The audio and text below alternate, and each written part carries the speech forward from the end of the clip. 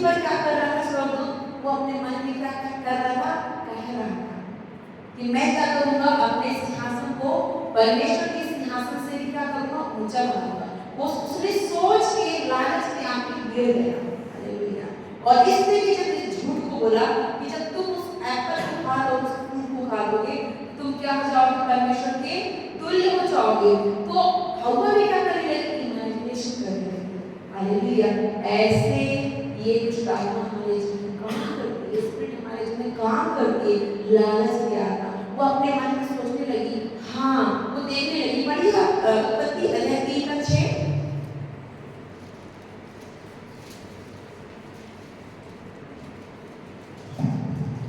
अतः जब स्त्री ने देखा कि उस वृक्ष का फल खाने के लिए अच्छा और देखने में मनभाऊ और बुद्धि देने के लिए जानने योग्य भी है। हालेलुया। देखने में कैसा है, मनभाऊ, खाने के योग्य, है ना। परमेश्वर ने बस ये मतलब खाना मत देखना, वो कंटिन्यू से देख रही है, उसके बारे में सोच रही है। हालेलुया।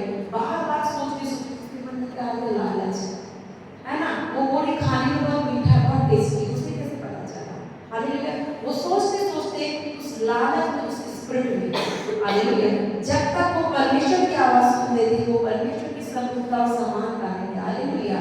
लेकिन जिस दिन उसने हव्वा ने शैतान की आवाज को सुना, सेम थिंकिंग प्रोसेस क्या हुआ, हव्वा के जीवन में काम करने लगा। हालेलुया। और हव्वा ने भी वही किया जो लूसीफर ने किया, और हव्वा ने भी जाके एप्पल को खा लिया।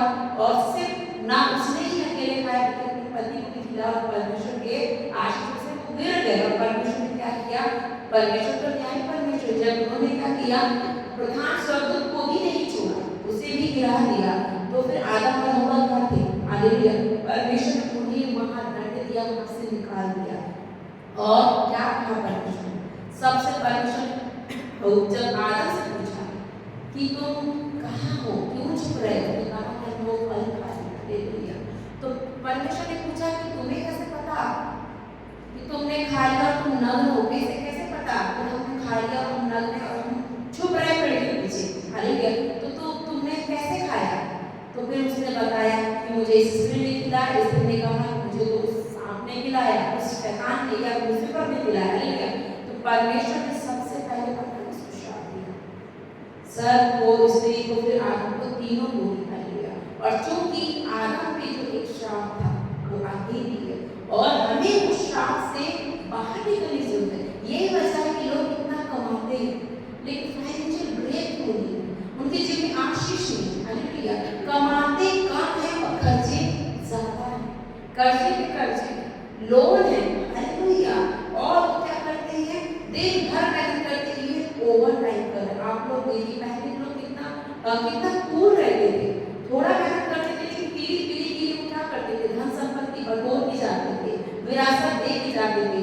लेकिन अभी सोचिए कितना टफ कॉम्पिटिशन, कितना टफ टाइम है। एक व्यक्ति 12 घंटा 18 घंटा काम कर रहा है, फिर भी उसके लिए क्या पड़ रहा है, कम, क्योंकि परमेश्वर ने आदम को श्राप दिया था कि तेरे ही कारण क्या होगी, वो भूमि अब श्रापित हो जाएगी। हालेलुया।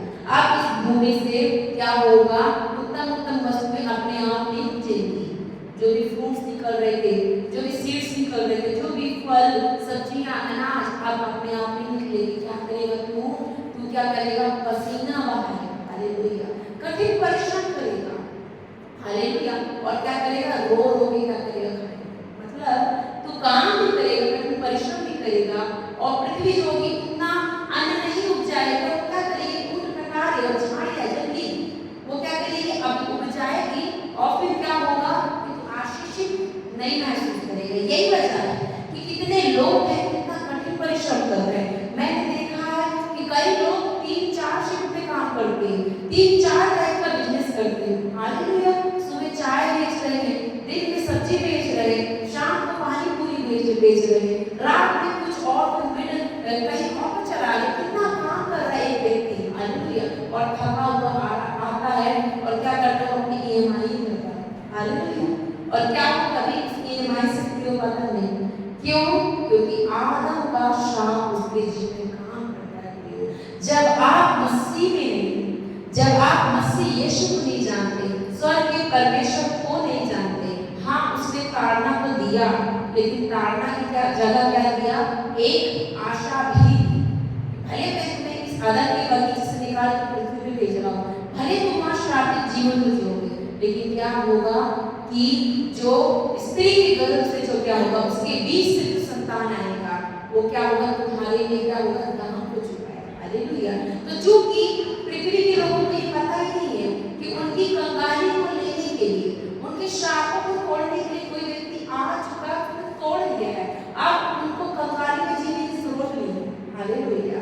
इसीलिए वो अपने फाइनेंस में उस मिरेकल को नहीं देख पाए। हालेलुया। और सिर्फ आप अभी तक बाइबल ही पढ़ रहे थे और वचनों को ही बोल रहे थे कि यहोवा जवाब मेरा मुझे कोई कठिनाई नहीं, लेकिन क्या आपने उस चीज को, उस गवाही को अपने जीवन में अनुभव किया? उस आशीष, उस प्रोस्पेरिटी में आप गए?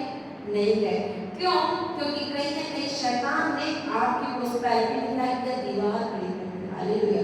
जो आशीष स्वर्ग से आ रही है आपके जीवन में, बीच में क्या करा? ब्लॉक करके रखा। क्यों? उसने आपसे झूठ बोला। हालेलुया। प्रियो, मैं आपको एक गुड न्यूज़ दूंगी, खुदावंद यीशु मसीह के नाम से। खुदावंद यीशु मसीह चाहता है आपसे, हालेलुया, वो चाहता है कि आप घर में भी सिर बने, अपनी ऑफिस में भी सिर बने। यदि आप विद्यार्थी स्टूडेंट हैं, आप टॉप करें। हालेलुया। अगर आप जॉब करते हैं, आप टॉपर्स में से। हालेलुया। अगर आप बिजनेस करते हैं, आप टॉपर्स में से। हालेलुया। आप जो भी काम करते हैं, अगर आप गृहिणी हैं, आप क्या हो? एक उच्च गृहिणी हो, उत्तम गृहिणी। हालेलुया। एक अच्छे भंडार को संभालने वाली गृहिणी। हालेलुया। प्रभु नहीं चाहता कि आप कर्जों में रहें, आप बहा कर खाएं, दुख उठा कर खाएं। हालेलुया। तो चूंकि वचन में लिखा कि मेरे वचन के अज्ञानता के कारण, मेरे वचन के प्रकाशन ना होने के कारण मेरी प्रजा क्या होती है? नाश होती है। तो लोग ये जानते नहीं कि परमेश्वर चाहता है कि हम प्रॉस्पेरिटी को पाएं। जब परमेश्वर ने पहले विश्वासी जन अब्राहम को, जो कि एक अन्य जाति में से आया, जिसके माता पिता क्या करते थे? मूर्ति काटते, और जब चुन के निकाला और जिसने अनदेखी अनजाने परमेश्वर यीशु पे विश्वास किया, प्रभु ने कहा मैं तुझे आशीष दूंगा। और जब वो वहां से निकला तो खाने, और आपको पता आगे क्या उसका स्टोरी है। वो जिस देश में जाता था, वहां के राजा उसको क्या बोलते थे? यहाँ से आगे जा, क्योंकि वो राजा से ही ज्यादा संपन्न हो जाता। हालेलुया।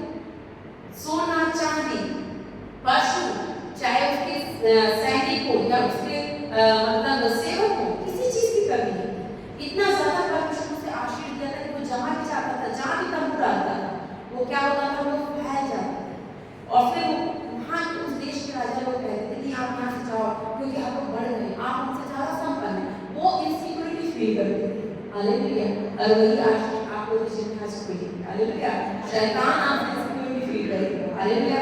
लोग आपसे जेलस फील करेंगे। ऐसे क्या आप बढ़ रहे हैं? हालेलुया। तो चाहता है बढ़ाए। हालेलुया। और जब परमेश्वर एक बार वाचा बांधता है तो सदा रहेगा। जो परमेश्वर ने वाचा अब्राहम से बांधी, हम देखते हैं इसहाक भी उस वाचा में सहभागी हुआ, उस वाचा में वो चला। हालेलुया। और याकूब भी उस वाचा